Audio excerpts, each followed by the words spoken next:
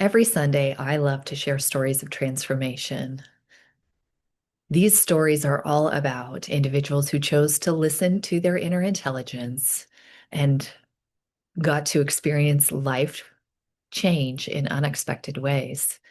Today's story is about a woman who attended the Phoenix Method, whose heart began to call to her in painful, uncomfortable ways. Yet she stuck with it, and there was some powerful transformations.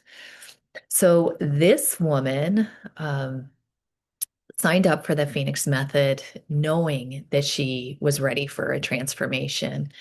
And she had done this multiple times in her life. She also even knew the ingredients to a powerful, quick transformation. And that is through joining communities with other individuals that are going through the same thing.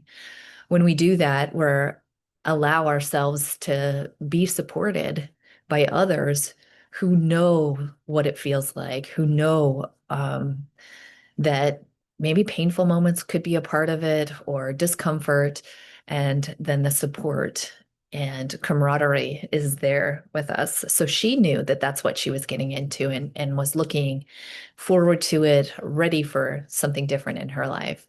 Well, shortly after she had signed up and joined the group, she began having physical heart problems. This was scary for all of us, and not to mention her who had to walk through those experiences. So we came together to discuss whether the best thing for her was to just go ahead and dive in to medical treatment and allow that to be her primal focus, or to allow the Phoenix Method to walk alongside of her while she was going through those, even though this wasn't the transformation that she was planning or expecting. She did choose to stay with the group and let it be a place where she could bring some of that discomfort, but she was still sure that she was ready to make the other changes, the other transformations in her life that were calling to her. So for her, she saw this as all being something that had lined up quite beautifully. As she progressed, she just took one small step through the various different pillars of the Phoenix Method. This helped her get in touch with all of the signals her body was sending to her or expressing to her. She began really listening to that inner intelligence. So when a signal came, she would sit with that and connect with what it was telling her, what was it asking of her, where did it want her to go.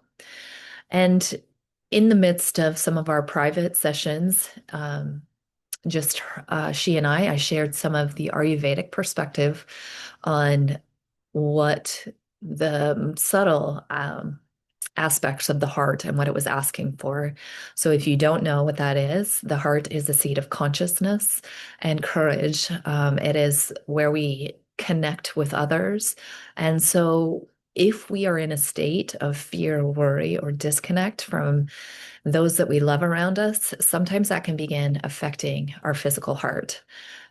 There's all sorts of science on that, and we can dive deeper into that at some later time because even Western science knows this to be true, especially of women. So, in addition to that, the women within the community held her with great care. We were there to support her um, in emotionally challenging times. We were there to support her when she was ready to take courageous steps, of which we will start talking about now. So, one of the first ones was because she was in the habit of really sharing her heart with women. She had an interesting experience when she went to see her doctor. So, her doctor was a man, and he was trying to get her on medications as, like this is just preventative. Let's just get you on these medications. Well, she knows that not all medications are actually solving the root problem and that it wasn't actually preventing anything. It was just slowing down some symptoms, which may be something that she does require. But she wasn't quite ready yet to begin taking those medications. And she had tried to voice that to her doctor, but he was insistent that she started taking those. So he left the room, and then his female nurse came in to close up the session with her, and she just melted. She surprised herself. She didn't expect to express herself so vulnerably to this nurse. The nurse asked her questions. She shared herself as openly as she could, and then she left, fully expecting that the doctor was going to just stay the way that he was. I have to admit that I too found the next part of this story to be miraculous, because what ended up happening is before she even made it home, it was a hour-long drive or whatever. Before she made it home, the doctor had called her and said, "No, you're right.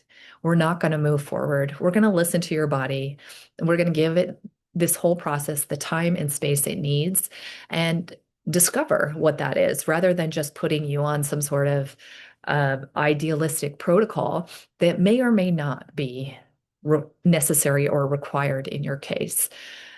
So that was like I said, a miraculous experience to me.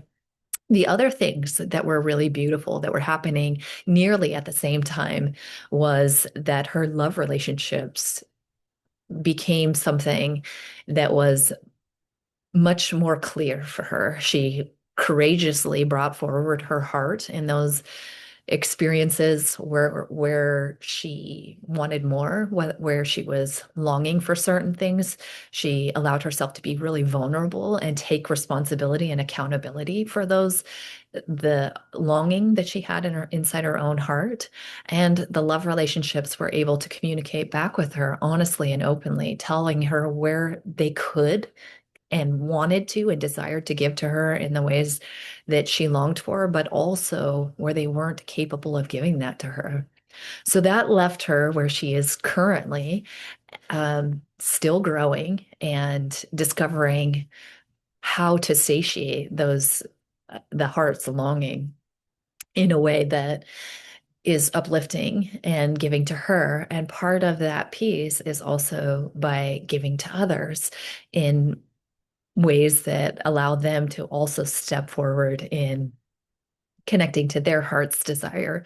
So to me, this is a beautiful example of how our physical body can be also calling and asking for other areas of our lives to be addressed.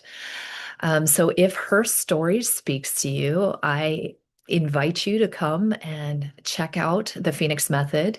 There is a link below in the description of this video, and it's a webpage that discusses what that's about. There's a free lesson that helps you determine whether it resonates with you.